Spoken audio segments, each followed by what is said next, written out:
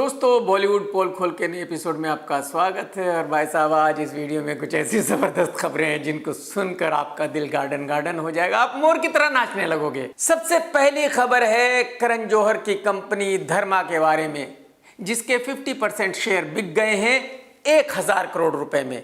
इसका मतलब ये हुआ कि धर्मा की टोटल वैल्यू है 2000 करोड़ रुपए। कितने भाई साहब? 2000 CR। अब समझने वाली बात यह है कि धर्मा में 2000 CR का क्या है। हो सकता है कि धर्मा का ऑफिस कंपनी के नाम पे हो, ज्यादा से ज्यादा कितने का ऑफिस होगा? 20-25 करोड़ रुपए का। शायद कुछ कारें वगैरह भी कंपनी के नाम पे होंगी, कितने की होंगी? 1-2 करोड़ रुपए की। हो सकता है धर्मा के पास कुछ फिल्में की हो जिनके राइट्स हर 10 साल के बाद बिकते हों, लेकिन वो बहुत पुरानी फिल्में हैं, तो उनसे कितना ही आएगा, शायद 4-5 करोड़ रुपए पर फिल्म। तो कहने का मतलब यह है कि अगर मैं सब कुछ हिसाब किताब लगाता हूं तो धर्मा के पास ज्यादा से ज्यादा 100 करोड़ रुपए की मिल्कियत हो सकती है, इससे ज्यादा तो कुछ है नहीं। ऐसा भी नहीं है कि भाई धर्मा की 4-5 बहुत बड़ी फिल्में अंडर प्रोडक्शन हो जिनमें 1000 करोड़ रुपए का प्रॉफिट होने वाला है। तो मेरी समझ में नहीं आया कि भाई धर्मा की वैल्यू 2000 CR कैलकुलेट कैसे की गई। धर्मा के मालिक करण जौहर साहब पिछले 2-3 साल से कोशिश कर रहे थे अपनी कंपनी के 50% शेयर किसी को बेचने के लिए, क्योंकि करण जौहर को अच्छी तरह पता था कि उसका इतना नाम है कि वो 50% शेयर भी 1000 करोड़ रुपए में बेच लेगा, और फाइनली उसने बेच लिए। तो कहने का मतलब यह है कि करण जौहर ने जाते जाते बुढ़ापे में छक्का मार दिया है। सीधा ही 1000 करोड़ रुपए अंदर, कम से कम 1000 करोड़ रुपए पहले से भी होंगे, तो उसके 2 बच्चे हैं, 1000 करोड़ रुपए एक बच्चे के हो गए, बात खत्म। यानी कि करण जौहर के बच्चों को जिंदगी भर कुछ भी करने की जरूरत नहीं रही। अच्छा, जैसे ही कंपनी के बिकने का अनाउंसमेंट हुआ, वैसे ही जितने भी बॉलीवुड के एक्टर्स हैं वो एकदम खुशी से झूम उठे। उन्होंने ये मान लिया कि भाई करण जौहर के पास 1000 करोड़ रुपए आ गए हैं, अब करण जौहर दबा के पैसे लुटाएगा और बहुत सारी फिल्में बनाएगा। लेकिन मैं गारंटी के साथ कह सकता हूं कि करण जौहर ऐसा नहीं करने वाला। वो बहुत सियाना आदमी है, वो बॉलीवुड का पुराना चावल है, वो अपने पैसे नहीं लुटाएगा। तो जितने भी एक्टर खुशी के मारे पागल हुए जा रहे हैं कि अब करण जौहर पैसे लुटाने वाला है, उनकी उम्मीदों पर जल्दी ही पानी फिर जाने वाला है। अच्छा, जैसे ही धर्मा के 50% शेयर 1000 करोड़ रुपए में बिकने का अनाउंसमेंट हुआ, वैसे ही पूरे मुंबई में 2 तरह का डिस्कशन चालू हो गया था। एक डिस्कशन हो रहा था बिजनेस की दुनिया में, जो बड़े बड़े बिजनेसमैन हैं वो ये डिस्कशन कर रहे थे कि यार आदर जैन ने 1000 करोड़ रुपए में धर्मा के 50% शेयर खरीद लिए हैं, ये तो बहुत बड़ा काम कर दिया है। अब तो आदर जैन बहुत फेमस हो गया है, बहुत बड़ा निर्माता बन गया है। बहुत सारे बिजनेसमैन ऐसा भी मान रहे होंगे कि भाई आदर जैन की एक कंपनी आने वाले वक्त में बहुत बड़ी हो जाएगी, आदर जैन को बहुत बड़ा फायदा होने वाला है। अच्छा, ये बिजनेसमैन लोग ऐसी बातें क्यों सोच रहे हैं, ऐसा डिस्कशन क्यों कर रहे हैं? क्योंकि इनको लगता है कि जो फिल्में बनाने का बिजनेस है वो बहुत ही कमाल का बिजनेस है। इनको बेचारों को नहीं पता कि ये बिजनेस कौन सा बिजनेस है, इनको इस बिजनेस का ABCD नहीं पता है। अच्छा, कल दिन भर दूसरा डिस्कशन चल रहा था बॉलीवुड में। बॉलीवुड के लोग ये पूछ रहे थे, यार ये कैसे हो गया? अबे करण जौहर को ये आदर जैन मिला कैसे? यार ये गोटी कैसे फिट हुई? अबे कौन सा लुक्खा है वो जिसने आदर जैन को करण जौहर से मिला दिया? यार हमें क्यों नहीं मिला आदर जैन यार? अच्छा, बहुत सारे लोग ये कह रहे थे, यार हम भी इतने सालों से कोशिश कर रहे हैं, हमें आज तक कोई भी आदर जैन नहीं मिला। ऐसी क्या वजह है यार? ये बाकी के लोगों को ही क्यों मिलते हैं, हमें क्यों नहीं मिलते हैं? समझ रहे हो? बहुत सारे निर्माताओं ने तो रात भर बैठकर पी होगी और खूब करण जौहर को गालियां दी होगी कि यार इसने आदर जैन को कैसे फंसा लिया, हमें क्यों नहीं फंसा? समझ रहे हो ना? अब ये बॉलीवुड वाले लोग इस तरह का डिस्कशन क्यों कर रहे थे? क्योंकि इनको पता है कि ये बिजनेस क्या है। इनको यह भी पता है कि आदर जैन ने कौन सी पड़ी लकड़ी ले ली है। इनको यह भी पता है कि आगे चल के धर्मा का क्या होने वाला है। देखिए, धर्मा का मतलब है करण जौहर।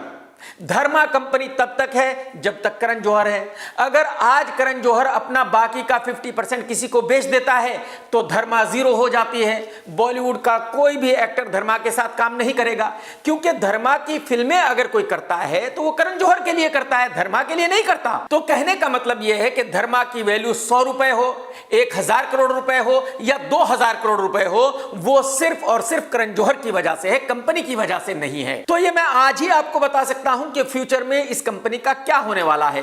2 साल के बाद, 4 साल के बाद, 5 साल के बाद करण जौहर ने अपने बाकी के 50% शेयर भी बेच देने हैं और जिस दिन करण जौहर अपने बाकी के 50% शेयर बेचेगा उसके 1 साल के अंदर यह कंपनी बंद हो जाएगी, यानी कि इस कंपनी की वैल्यू जीरो हो जाएगी, यानी कि 2000 करोड़ रुपए से सीधे यह कंपनी जीरो पे चली जाएगी। अच्छा, आदर जैन कौन है?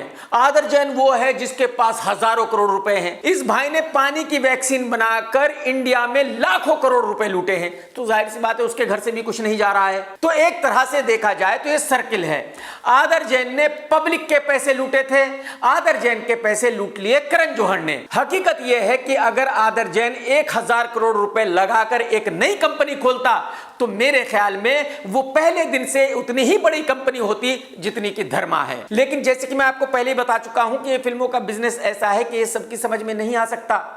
इसको 10-12 साल करना पड़ता है सीखने के लिए, समझने के लिए। इस बिजनेस के बारे में सिर्फ बॉलीवुड वाले जानते हैं, बाहर के लोग नहीं जानते। बाहर के लोगों का एक ही काम है कि उन्होंने आना है, पैसे उड़ाने हैं और घर वापसी जाना है, दैट्स इट। पिछले फ्राइडे 2 फिल्में रिलीज हुई थी, आलिया भट्ट की जिगरा और राजकुमार राव की विक्की विद्या का वीडियो, और दोनों ही फिल्मों ने बढ़िया बिजनेस नहीं किया। जिगरा ने सेकंड वीकेंड में बिजनेस किया सिर्फ 4 करोड़ का और पहले वीक में बिजनेस किया था 20 करोड़ रुपए का। इसका मतलब यह हुआ कि मैक्सिमम ये फिल्म 30 करोड़ रुपए का बिजनेस कर पाएगी, यानी कि ये फिल्म सुपर डुपर डिसास्टर हो गई है। विक्की विद्या ने सेकंड वीकेंड में बिजनेस किया 6 करोड़ रुपए का, पहले वीक का बिजनेस था 26 करोड़, यानी कि टोटल हो गया 32 करोड़। इसका मतलब यह हुआ कि ये फिल्म मैक्सिमम 40 करोड़ का बिजनेस कर पाएगी और मुझे लगता है कि राजकुमार राव की फिल्म का 40 करोड़ का बिजनेस बहुत बड़ा बिजनेस है और यही वजह है कि मुझे ऐसा लगता है कि इस फिल्म को हिट माना जाना चाहिए। डायरेक्टर प्रोड्यूसर अनिल शर्मा ने अपनी फिल्म वनवास का ऐलान किया था दशहरे पर और अब अनिल शर्मा ने ऐलान कर दिया है कि यह फिल्म रिलीज होगी क्रिसमस पर। कब? क्रिसमस पर। अरे अनिल भाई, कुछ तो मर्यादा रखिए, कुछ तो खौफ खाइए। मतलब अब बॉलीवुड के दिन ये आ गए हैं कि मीठे एक्टरों की फिल्म क्रिसमस पर रिलीज होगी। आपको पता है कि आपका बेटा जो है वो एक्टर नहीं है बल्कि मीठा है, तो उस मीठे की फिल्म आप क्रिसमस पर रिलीज करोगे? अरे भाई साहब, कुछ तो खौफ खाइए। और वैसे ही आपको पता है कि बटले वरुण धवन की फिल्म बेबी जॉन भी क्रिसमस पर ही रिलीज होने वाली है, तो वो तो डिसास्टर होनी है। आपको भी अपनी फिल्म को डिसास्टर करना है, यानी कि ये कहावत यहाँ बिल्कुल सच हो गई कि भूखे ने भूखे की मारी, दोनों को गश आ गए, बात खत्म। मुझे ऐसी उम्मीद थी कि शायद अनिल भाई बॉलीवुड को छोड़कर वनवास लेंगे 2025 में, लेकिन अगर उनको इतनी जल्दी है कि उनको अपनी फिल्म क्रिसमस पर ही रिलीज करनी है और क्रिसमस पर ही वनवास लेना है, तो भाई कौन रोक सकता है उनकी मर्जी। सन्नी देओल की एक फिल्म बन रही है जिसका नाम है 1947 लाहौर। इस फिल्म के निर्माता हैं आमिर खान, डायरेक्टर है राजकुमार संतोषी साहब और यह फिल्म 2025 के मार्च अप्रैल में रिलीज होने वाली थी, लेकिन अब रिलीज नहीं हो रही है। प्रॉब्लम हो गई है बहुत बड़ी। हुआ ये कि किसी को सन्नी देओल ने बता दिया है कि भाई तेरी पिछली फिल्म गदर 2 एक एक्शन फिल्म थी, बहुत बड़ी हिट थी, तो अब आपको एक एक्शन फिल्म ही करनी चाहिए और पहले एक एक्शन फिल्म को ही रिलीज करना चाहिए। जब वो ब्लॉकबस्टर हो जाएगी बाद में आप अपनी बाकी की फिल्में रिलीज करना। तो सन्नी देओल ने एक एक्शन फिल्म की शूटिंग स्टार्ट कर दी है जिसका नाम है जाट, और सन्नी देओल ने ये डिसाइड किया है कि इस फिल्म की शूटिंग जल्दी खत्म करके इस फिल्म को सबसे पहले रिलीज करनी है, उसके बाद बाकी की फिल्में रिलीज होंगी। सन्नी देओल की एक और फिल्म बनकर तैयार पड़ी हुई है जिसका नाम है सफर और जिसमें तकरीबन 60 करोड़ रुपए लगे हुए हैं। यह फिल्म भी अगले साल जनवरी, फरवरी या मार्च में ही रिलीज होने वाली थी, लेकिन अब यह फिल्म शायद 2025 के आखिर में रिलीज हो पाएगी, क्योंकि पहले तो जाट रिलीज होगी, उसके बाद 1947 लाहौर रिलीज होगी और उसके बाद सफर का नंबर आएगा। तो आप अंदाजा लगाइए कि जो सफर का निर्माता है उसको 1 साल का और 60 करोड़ रुपए का ब्याज देना पड़ेगा। तो अगर इस फिल्म का बजट आज 60 CR है तो 1 साल के बाद इसका बजट हो जाएगा कम से कम 70 CR। बस यही कुछ चीजें हैं जिनकी वजह से बॉलीवुड के रेगुलर प्रोड्यूसर सन्नी देओल के साथ काम नहीं करते। जो बॉलीवुड के निर्माता हैं उनको सन्नी देओल के साथ फिल्म बनानी ही नहीं है। उनको पता है कि यह आदमी बहुत परेशान करेगा, और परेशान क्यों होना है अपने पैसे लगाकर।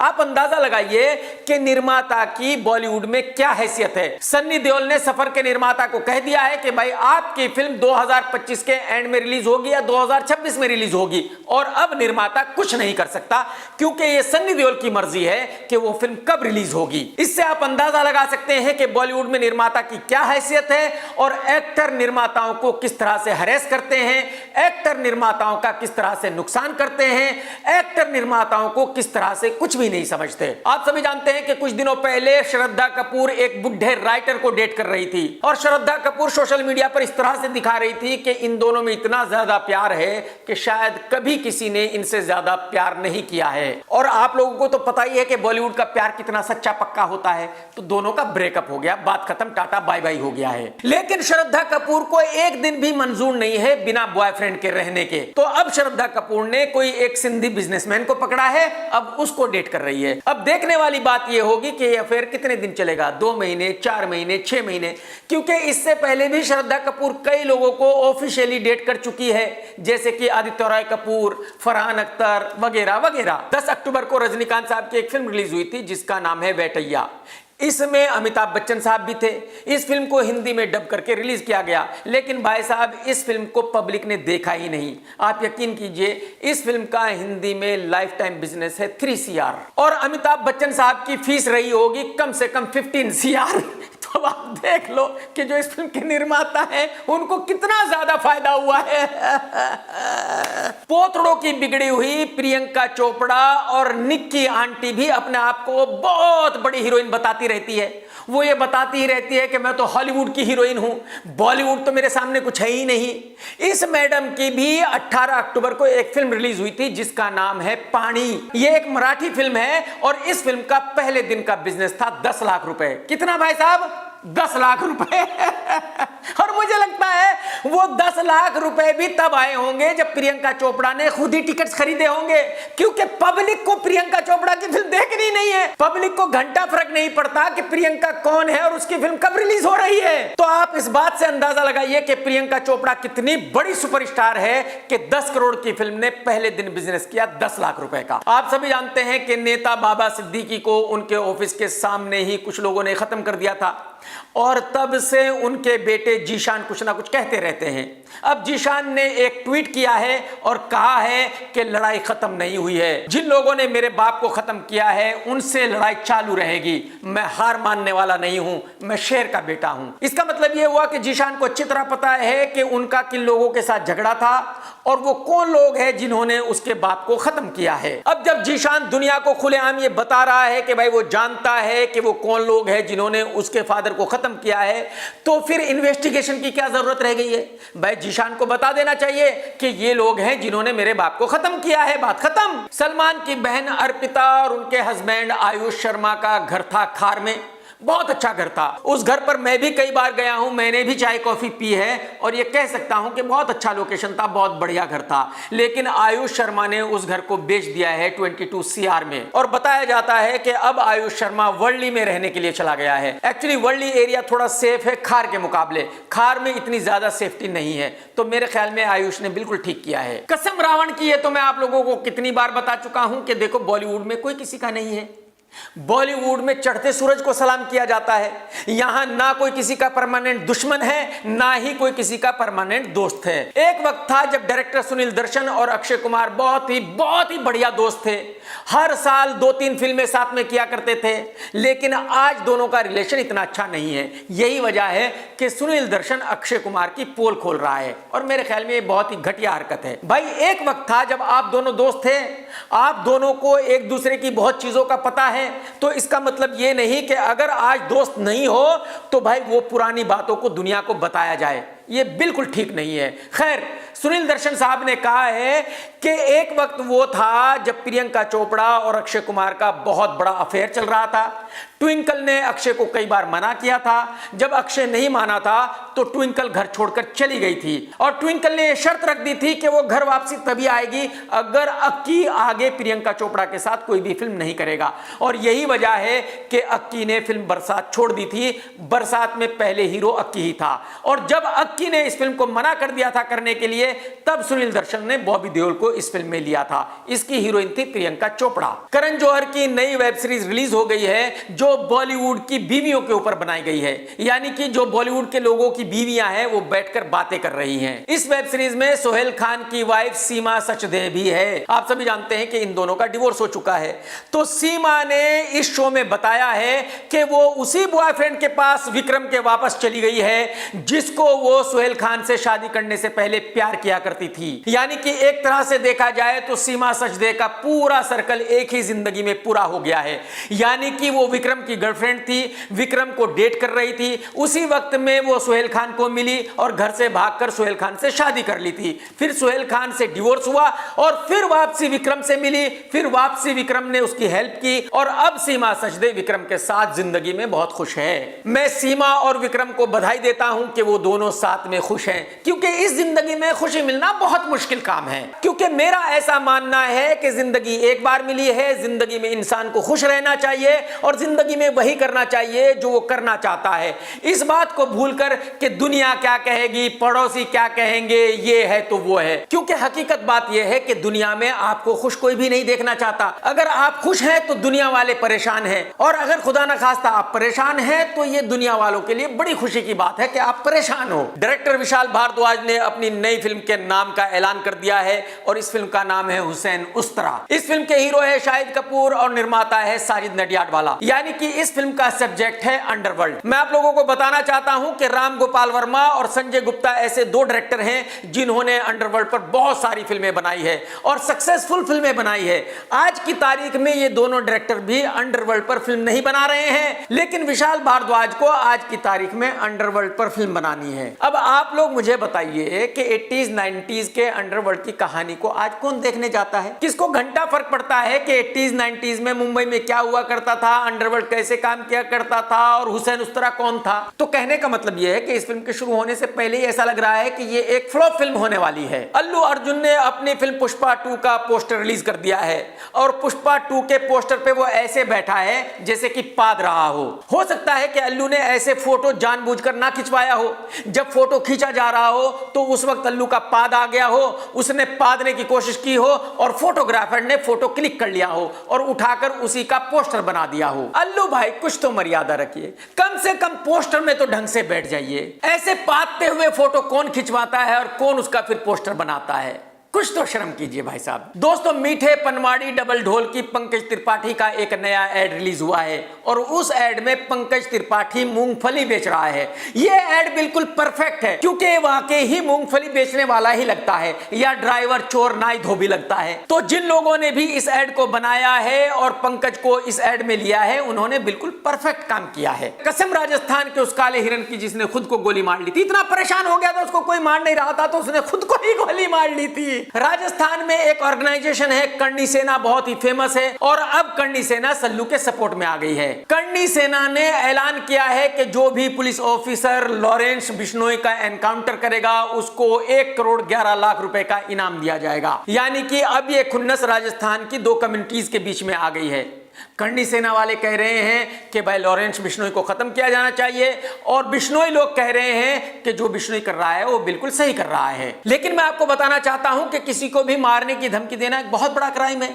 किसी की भी सुपारी खुलेआम देना एक बहुत बड़ा क्राइम है। लेकिन आप अंदाजा लगाइए कि आज की तारीख में हिंदुस्तान में लॉ एंड ऑर्डर का क्या हाल है कि लोग खुलेआम सुपारी दे रहे हैं, लोग खुलेआम किसी को भी मारने की बात कर रहे हैं और देश भर की पुलिस चुपचाप तमाशा देख रही है। नेता अगर कहते हैं एक्शन लेने को तो पुलिस एक्शन लेती है, नेता अगर कहते हैं चुप रहने को तो पुलिस चुप रहती है। दोस्तों, मेरा नया गाना बारिश में भीग जाने दो रिलीज हो गया है। भाई साहब सुपर डुपर हिट हो चुका है। 3 मिलियन लोग इस गाने को देख चुके हैं। आप भी टी सीरीज के यूट्यूब चैनल पर जाइए, टाइप कीजिए बारिश में भीग जाने दो KR के, गाने को देखिए, मजा आ जाएगा भाई साहब। दोस्तों, बॉलीवुड का एक जाना माना आदमी बिश्नोई के सपोर्ट में आ गया है। यह बंदा है भजन गाने वाला अनूप जलोटा। अनूप जलोटा ने अपने एक इंटरव्यू में कहा है कि सलमान को अहंकार छोड़ देना चाहिए। सलमान को एरोगेंट नहीं रहना चाहिए। सलमान को बिश्नोई समाज के मंदिर में जाकर माफी मांग लेनी चाहिए और इस केस को हमेशा के लिए खत्म कर देना चाहिए।